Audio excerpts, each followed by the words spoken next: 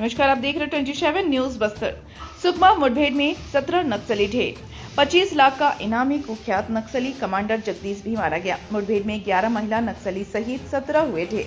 मुठभेड़ स्थल से भारी मात्रा में AK-47 SLR, एसॉस rifle, 303 rifle, rocket, laser, BGL launcher, हथियार समेत विस्फोटक सामग्री बरामद हुआ है। इस मुठभेड़ में DRG सुकमा के 3 व CRPF के 1 जवान घायल हुए हैं। घायल जवानों की हालत सामान्य है और खतरे से बाहर है। घायल जवानों को भारतीय वायुसेना के जवानों के द्वारा मेडिकल इवैक्यूएशन किया गया है। सुकमा पुलिस अधीक्षक श्री किरण चौहान के द्वारा बताया गया कि सुकमा जिला के थाना केरलापाल क्षेत्र अंतर्गत गोंगुड़ा नेडुम उपम पल्ली के आसपास के क्षेत्र में माओवादियों की उपस्थिति की आसूचना पर DRG सुकमा और CRPF की संयुक्त पार्टी नक्सल विरोधी अभियान पर रवाना हुई थी। इस अभियान के दौरान आज सुबह 8 बजे से माओवादियों और सुरक्षा बलों के बीच लगातार फायरिंग जारी हुई थी। पुलिस और सुरक्षा बलों को नक्सल उन्मूलन के अभियान में बड़ी सफलता मिली है। सुकमा जिले में मुठभेड़ हुई 25 लाख के इनामी नक्सली कमांडर जगदीश उर्फ बुधरा को मार गिराया गया है। वह नक्सली संगठन SZC का सदस्य है और दरभा डिवीजन का इंचार्ज था। इस मुठभेड़ में कुल 16 अन्य नक्सली भी ढेर किए गए हैं। बड़े नक्सलियों हमलों का मास्टरमाइंड था जगदीश उर्फ बुधरा, पिता पांडु कुड़हामी, निवासी ग्राम पिट्टेडब्बा और ग्राम पाउड़गुड़ेम, जिला सुकमा, लंबे समय से नक्सली संगठन में सक्रिय था। वह झीरम घाटी हमले का मुख्य साजिशकर्ता था, जिसमें कई वरिष्ठ नेताओं की जान गई थी। इसके अलावा 2023 में सुकमा जिले के अरणपुर में DRG जवानों पर भी हुए हमले में भी उनकी प्रमुख भूमिका रही थी। बस्तर में दहशत का पर्याय था जगदीश को बस्तर का और दरभा डिवीजन में नक्सली गतिविधियों का मास्टरमाइंड माना जाता था। वह कई वर्षों से क्षेत्र में बड़े नक्सली हमलों की योजना बना रहा था और पुलिस के निशाने पर था। सुरक्षा बलों की इस बड़ी सफलता से क्षेत्र में नक्सली गतिविधियों पर लगाम लगाने में मदद मिलेगी। जवानों ने इस ऑपरेशन को बड़ी सावधानी और रणनीति के तहत अंजाम दिया, जिससे बस्तर में शांति स्थापना के प्रयासों को मजबूती मिलेगी। सुकमा से रिचन गिरी की रिपोर्ट। आज की मुठभेड़ के बारे में बताओ। अभी तक जो केरलापाल थाना क्षेत्र अंतर्गत गोगुंडा इलाके में जो मुठभेड़ हुई है, 16 नक्सलियों के शव बरामद किए गए हैं। इसमें AK-47 SLR इंसा जैसे काफ़ी भारी मात्रा में हथियार बरामद किए गए हैं। 2 जवान इसमें घायल हुए हैं, उनको इवैक्यूएशन किया जा रहा है।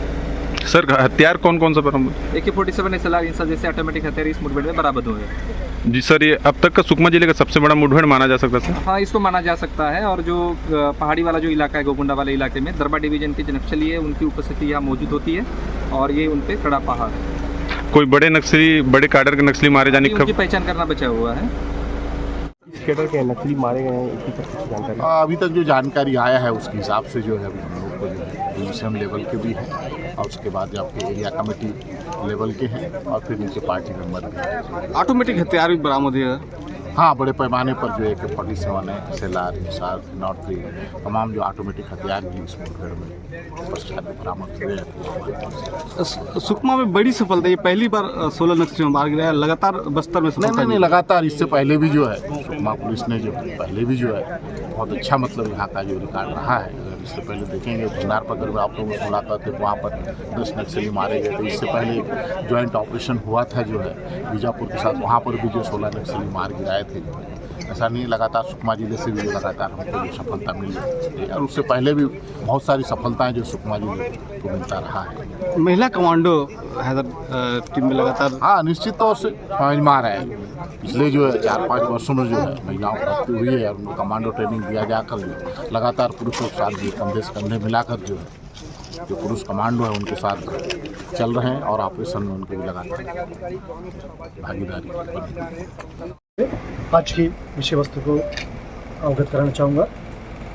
जिला सुकमा की थाना केरलापाल अंतर्गत गोगुंडा, नेंडुम, उपमपल्ली जो थाना केरलापाल क्षेत्र अंतर्गत आते, इन इलाका में प्रतिबंधित एवं गैर कानूनी सीपी मोदी संगठन की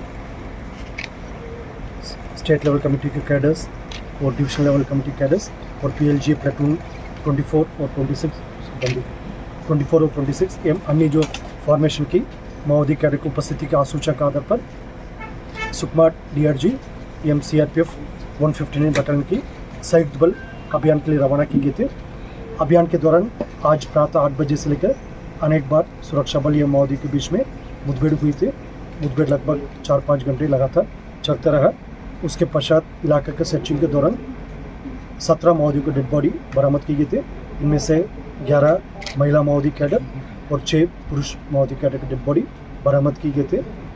अब तक जो प्राथमिक शिनाख्ती में इसमें Dandakaranya special zone committee member Jagdish का जो बॉडी जो शिनाख्त हुआ, जिसके ऊपर 25 लाख का इनाम है और इस क्षेत्र में काफ़ी अनेक वारदात में शामिल रहा, जिसका डिटेल हम शेयर कर लेगा। और अरनपुर जो आईडी ब्लास्ट की घटना जिसमें हमारा 10 जवान का शहादत हुआ, उसमें भी मास्टरमाइंड ये जगदीश रहा। इसके अलावा जो ACM रोशन, ACM सलवम जोगी और ACM माधवी देवे एवं अन्य सबका अभी पहचान का कार्रवाई की जा रही है। इस इलाके में इन सब माओवादी कैडर का कई समय से काफ़ी एक आतंक घटनाक्रम में, कई हिंसात्मक घटनाक्रम में ये लोग शामिल रहा और इनके कारण से इलाका में एक भय का माहौल और क्षेत्र की जनता का अनेक प्रकार की प्रताड़ना को सामने करना पड़ते। इस मुठभेड़ के पश्चात इन सब माओवादी कैडर के डेड बॉडी रिकवर करने से क्षेत्र में सब जनता को राहत की एक एहसास होगा। साथ साथ इलाका में आने वाले समय में एक नया पहचान प्राप्त होकर विकास कार्य को भी गति प्राप्त हो सकता है। इस मुठभेड़ के दौरान हमारा DRG सुकमा की जवान काफ़ी बहादुरी से सभी इसको मुकाबला किया। साथ में हमारा CRPF 159 बटालियन का भी जो टीम से सभी बल सदस्य ने काफ़ी बहादुरी से इस मुठभेड़ के दौरान माओवादियों का हमला को सामने किया। इस दौरान हमारा 3 DRG सुकमा के जवान एवं एक CRPF 159 बटालियन का जवान 4 लोग कुल घायल हो गए थे। सभी घायल जवान का इलाज अभी जारी है। उनका स्थिति खतरा से बाहर एवं सामान्य है और कोई क्रिटिकल कंडीशन है। वो अभी जल्दी स्वस्थ होकर पुनः अभियान के लिए वापस आने के लिए वो लोग सब इच्छुक है और उनके बेहतर ट्रीटमेंट अभी जारी है। और बस्तर रेंज में देखा जाए वर्ष 2025 में विगत 2.5 महीने में अलग अलग मुठभेड़ के पश्चात कुल 117 माओवादियों का डेड बॉडी अब तक बरामद की गई थी। बस्तर संभाग के अंतर्गत जैसा DRG, Bastar fighter, STF, CF, cobra, CRPF, BSF, ITBP, SSB, CF एवं अन्य समस्त सुरक्षा बल द्वारा लगातार एक कोऑर्डिनेटेड एफर्ट के माध्यम से इलाके में अभियान संचालित की जा रही थी, जिसके परिणाम स्वरूप काफ़ी सकारात्मक रहा। 2024 में भी हमें पूरा बस्तर संभाग के अंतर्गत 217 माओवादी कैडर का डेड बॉडी अलग अलग मुठभेड़ के पश्चात रिकॉर्ड की गई थी और वर्ष 2025 में अभी मात्र 2.5-3 महीने के अंतर्गत 117 माओवादियों को डेड बॉडी अब तक बरामद की गई थी। इस अभियान में और पूर्व में भी अनेक अभियान में जैसा हमारे घायल जवान साथियों को समय पर इवैक्यूएशन करके उनका बेहतर इलाज के लिए हायर सेंटर भेजने में इंडियन एयरफोर्स और BSF Mi-17 का हेलीकॉप्टर्स का काफ़ी एक महत्वपूर्ण योगदान रहा। आज की मुठभेड़ पश्चात भी हमारे घायल जवान को हायर सेंटर के लिए रेफर करने के लिए इंडियन एयरफोर्स के हेलीकॉप्टर का काफ़ी अच्छा भूमिका रहा और आने वाले समय में माओवादी के पास और कोई विकल्प नहीं बचा है। हिंसा त्याग करके शासन के समक्ष आत्मसमर्पण करे, अन्यथा काफ़ी गंभीर परिणाम को उनको भुगतना पड़ेगा। जैसा बार बार हम इस अपील या चेतावनी को देते आ रहे हैं, इसमें प्रभावित होकर कई माओवादी कैडर आत्मसमर्पण भी कर रहे हैं, लेकिन शेष अन्य जो माओवादी कैडर अभी भी उनके पास बहुत कम समय बचा है। उनके पास मात्र एक ही विकल्प शेष रह गए, हिंसा त्याग करके समाज की मुख्यधारा में शामिल होने के उद्देश्य से शासन के समक्ष आत्मसमर्पण करे, नहीं तो इसके परिणाम सब लोग देख ही रहे हैं। जो मुठभेड़ के दौरान हमारा सुरक्षा बल जिस तरीके से काफ़ी बहादुरी से, काफ़ी मजबूत मनोबल के साथ माओवादियों को सामना कर रहा है, इसलिए उनके पास बचने की कोई गुंजाइश नहीं रह जाएगा। मैं पुनः आज की इस सफल अभियान के लिए जो DRG सुकमा और CRPF का 159 की यूनिट और आसपास सभी हमारा सुरक्षा बल जो इस अभियान में प्रत्यक्ष रूप से अप्रत्यक्ष रूप से शामिल रहा, इसके अतिरिक्त जो लगातार बस्तर संभाग के अंतर्गत समस्त सुरक्षा बल जैसा DRG, Bastar fighter, STF, CF, cobra, CRPF, BSF, ITBP, SSB तमाम सुरक्षा बल लगातार बेहतर कोऑर्डिनेशन के साथ, बेहतर रणनीति के साथ कार्य कर रहे हैं, जिसका परिणाम काफ़ी सख्त पर है। आने वाले समय में जैसा राज्य सरकार और केंद्र सरकार की मंशानुरूप तथा क्षेत्र की जनता की इच्छा बहुत जल्दी इस इलाके में समस्या को समाप्त करते हुए इलाके में शांति व्यवस्था स्थापित करने के साथ विकास को गति भी दिया जाएगा और बस संभाग के एक नया पहचान दिलाने के लिए भी हम सबका एक संयुक्त प्रयास है, इसमें निश्चित रूप से हम सफल होगा।